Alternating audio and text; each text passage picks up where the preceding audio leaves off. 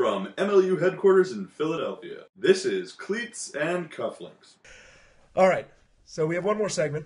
I don't know how much time we've spent here because we've failed to time it, but we're going to get right into this, go through it kind of quickly.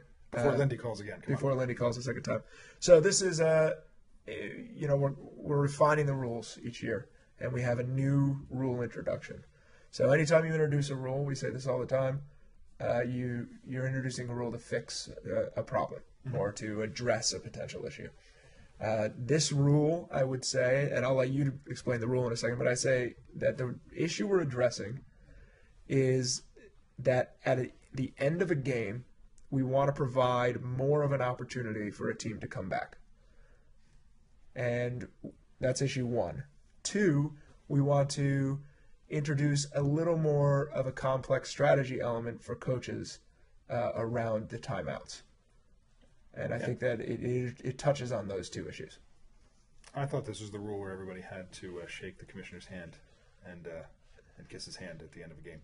Not his hand, his ring. We're not talking about that rule yet. It's going to be pretty controversial. That's not this one. Yeah. Okay. It won't get shut down. So this is a proposal going out to the PAC. It's going out to the Rules Committee. Ian's heading that up. So here's the idea. Also to go with what you said is that a timeout should be able to be used strategically at any point in the game. Therefore, during play, during stoppages, there should be benefits for using it there.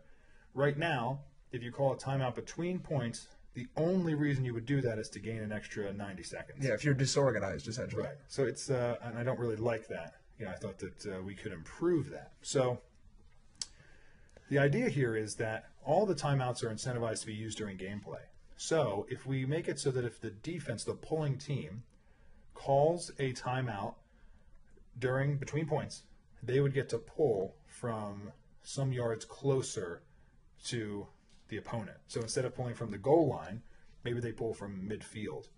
And because of that, they now have a shorter distance to run. They can put up a higher pull.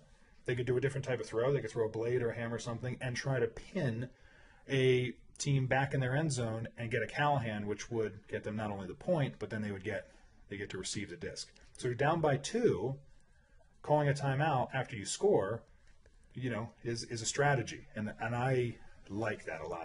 To me, it reminds you of basketball. Basketball made it so when you call a timeout in the last 45 seconds, minute, 2 something minutes, whatever it is, in the last minute of the game, you get to get the ball at half court. Yeah, calling a timeout if you're under the basket, you get to move all the way up to half court. It's a very similar idea. This is this type of rule isn't at all unheard of in sports. Well, it's brilliant. If that's what you're trying to say. Let's not go that far. Okay. What I like about it is I like two things about it. I like the drama of the timeout now. So you're saving a timeout. One of your players gets stuck, trapped against the sideline, and calls it. The fans are losing their mind because you've just lost your opportunity. Yeah. You got to paint it. There's a minute and 30 seconds left. Yep. Right. You're down by 2, and you're 10 yards away from scoring. And you get screwed up and you call a timeout, it's almost, you can feel like game over, right? Now that you call that timeout, you can't pull from half field, you can't try to do pin them, you can't try to put on this massive amount of pressure because the back of the end zone's another defender, right? Yeah. You can't. So, and then also if you call the timeout and you're down by 1, 60 seconds left, you're pulling from midfield and you throw it out of bounds, you have just wasted everything about that opportunity. And I love that type of drama in games. I mean, it's what sports are filled with. It creates a new skill set too, right? Much like the kicker has to practice that onside kick, and the ones who are really good at it are amazing. This is a special type of pull that your specialist is going to have to practice.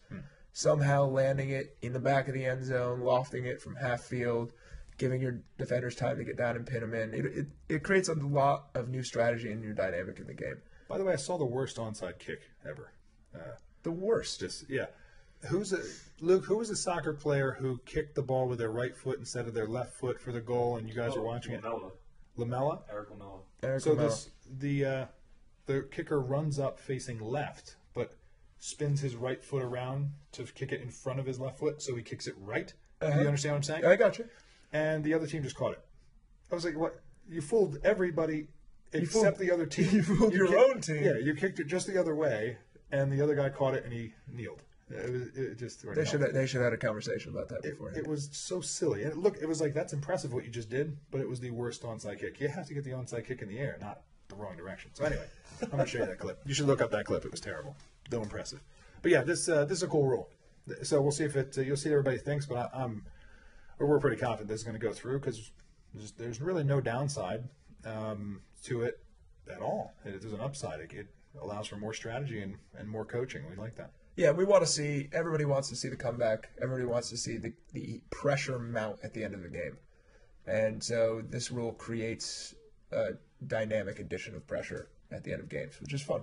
And I've been chatting about it with players, and no one said anything, but that's pretty cool. I like the idea. Yeah. So it'll be interesting to hear what everybody has to say. If you have any comments on it, you can get us at Nick Darling, at Jeff Snader, at Cleats Cufflinks. You can email us, cleatsandcufflinks at mlultimate.com. Send us your questions. Send us your comments, derision, compliments, whatever you like. But no, if you want to complain, you could do it. Was it at MLU Luke R? Yeah, that would be good. Yeah. Or at MLU Tom Levy for all your complaints. At MLU Tom Levy, yeah. Just if you have any complaints, just hit them right up. So they're in charge. All right. Well, that was fun. I'm tired of you. Yeah, it's about enough for today. So we'll be back as soon as we can. We got Thanksgiving with turkey. This is where I eat too much and feel bad about myself, and then go back a couple hours later and do the same thing. Yeah, you do a lot of sad napping? I do just pass out napping. I eat enough turkey so that I hit the couch face down and I'm just out. But the Eagles game is on. And got a bunch of family over. So, and you're going to, you're an idiot because you're going north. Yeah, going up to Rochester, which will be cold and snowy. Yeah, so we'll see you in March when you thaw out. Yep, once I can chisel my way back. Yeah, good choice. Yep. Look, have a great time with the family. Okay. You as well. And we'll be back here and we'll talk about some more stuff in a couple weeks. We'll do it. Jeffrey? Nicholas.